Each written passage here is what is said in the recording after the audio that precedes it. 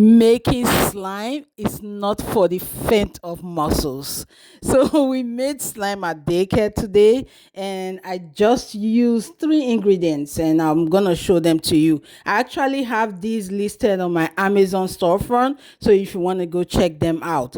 But I let the children pour their own glue into these containers that I had, and I dropped in some full coloring, and because we're trying to imitate the colors of fall and the colors of Thanksgiving. So, which was red, orange, yellow, green, and brown.